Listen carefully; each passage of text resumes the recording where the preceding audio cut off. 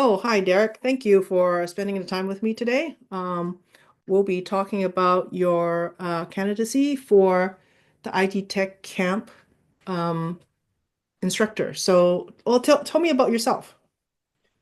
So I'm a computer science major at UC Santa Barbara. I've been coding since I was little, and I coded a lot in high school, which is why I chose to do a computer science major. It's what I love to do. Okay, great. Um, so tell me, have you ever been a tutor or a code camp counselor before? Yeah, I have. I was a summer intern at this place called the Coder School, and where I assisted the head instructor with like dealing with the kids, like teaching the kids, making sure they're on task and helping them with their projects. Okay, great. And then that was last summer? That was 2 summers ago. Okay, all right. Okay, in this camp, there's kids from varying background and different ages, could be in the same class. Um, how, what would you say if in a class with mixed skills like that, some beginner, some advanced, how would you keep both groups interested? So I would keep both groups interested. So for the advanced groups, like I would give them, okay, so let's start with this. So as a whole class, like I would teach, I would give the lesson normally, like as if I was teaching, the kids who were not so advanced. So I would entail the lesson so that both types of kids would be involved. But then after the lesson, if the advanced kids are still looking for more, then I would give them extra problems. I'll give them challenge problems, but I would also make sure to give the challenge problems to the whole class. So the kids who are not as advanced would also get the opportunity to do so, and they wouldn't feel left out. So it's like I would give these challenge problems to the whole class. So you have different types of problems Yeah, already. I do types of problems. The first problems would be like for the whole class. The first type of problems would be the easier ones, and then I would give off with more advanced problems. But yeah, I would make sure to do it to the whole class. Okay, great.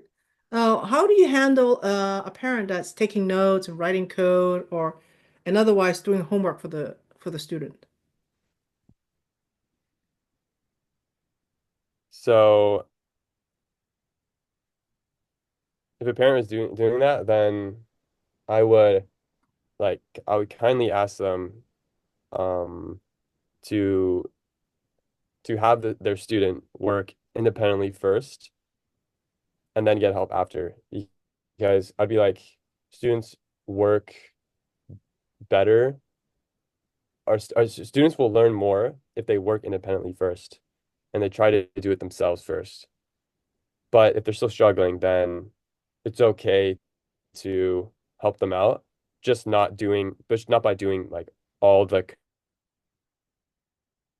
code for them, assisting them, not doing it for them, I see. essentially. Great. Okay. Um, uh, what would you do if there was a student that's taking up majority of your time and then kind of preventing you from helping other students?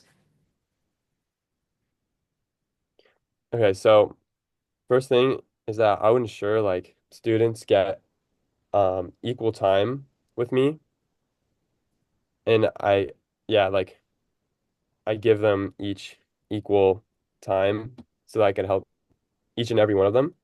But if a student is still struggling, then I would try to assist them out for a bit,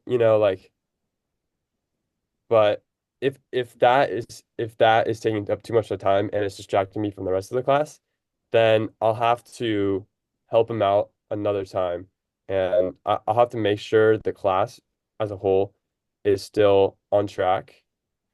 And then maybe like, when the class is doing like a different activity, I could help him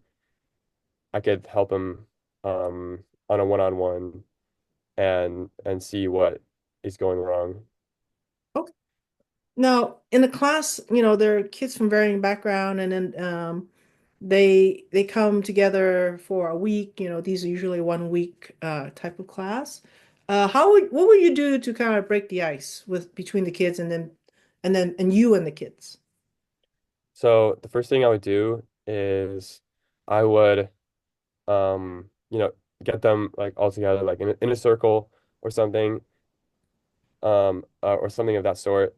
And then I would ask them like icebreaker questions like, go around saying like, what's your favorite movie? What's your favorite thing to do in your free time? And then like this would be a way for me to get them to know their hobbies. And it'll also be a way for the students to get to know each other. And then, yeah, like I could have fun activities also planned out at the beginning, like paper airplane building, where like the students can do a paper airplane contest. Who could throw the who can make a paper airplane that goes the farthest. And then this way I could get to know the students better. Like I could help them out with something easy to do. And the students can like talk about their paper airplanes. And yeah, yeah, basically, yeah. Okay. Um, uh, what do you think it's the most challenging part of this job? I think the most challenging part would be to handle all the diverse needs of the students, especially if like we have like a student that is really going ahead, they're really advanced, and we have a student that is falling behind a little bit. It would be hard to manage both ends at the same time and like manage my time in that I give each student the proper attention they need.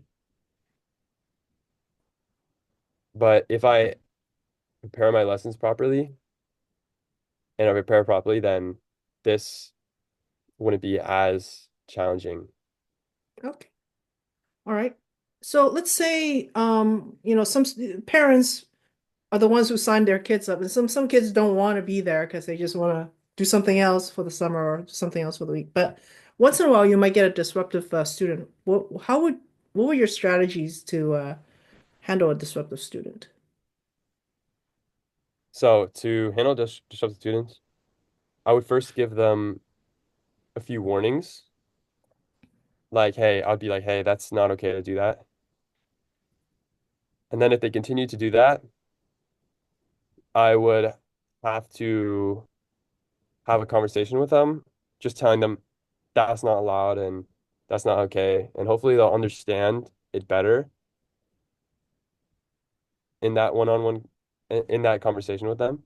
But if they still continue to do that, then I'll have to have another conversation with them and lay out the consequences of their actions. Or like, so like one of the consequences would be like, t talking to their parents.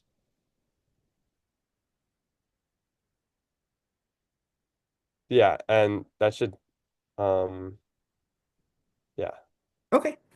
Now, what would you say is one of your greatest success or yeah, greatest success? My greatest success is getting into UCSB as a computer science student. I worked really hard during my high school years, like doing the robotics club, extracurriculars, like playing soccer and making music and getting good grades. That just took, I worked really hard for that and it paid off greatly. As I'm at a really good school right now. Okay. Perfect. Congratulations. Okay. Then on the flip side, what would you say is your greatest failure? My greatest failure is me not being on the high school robotics team like my senior year. So basically, I was on the team for 3 years, freshman, sophomore, and then junior year. And then senior year, I was about to do it. I was doing the preseason over the summer and during the year, I was doing the preseason and I was also volunteering in their volunteer events and fundraisers. But when it finally came time to the build season, I realized I didn't have enough time to participate in that because I was dealing with a lot of personal issues and academic issues that needed my attention. And that's definitely my greatest failure because the team made it to the finals that year, which would have been the farthest I've ever gone. So I really missed out on that, but it still was cool. Cheering from the sidelines, like I watched the highlights and I watched them play, which was which is cool, but it would have been cooler if I was there. So that was my greatest failure for sure. And did you learn anything from your from this experience, your greatest failure? Yeah, I learned how to prioritize my time a lot better because while I was prioritizing good things, I could have prioritized robotics over these other things. And yeah, it made me learn like the value of time and time management and how important it is in order to do the things that you love. Okay, great. Yeah, so I think, that's all the questions I have for you. Do you have anything for me? Yeah, I actually have a few questions. So, what would be like, what would you consider like being a success as a camp counselor? Yeah, so besides the technical skills, which, seem everybody will have at this point, we're looking for someone who knows how to handle students and varying degree of technical background and how to handle a class, up to about 15 to 16 kids at a time. And obviously, with so many kids, there's always, a little rambunctious behavior. So anybody who know how to handle rambunctious kids are always a bonus for us. Uh, you have another question? No, I don't. That's my Okay. question. All right. Well, thank you very much for your time and good luck.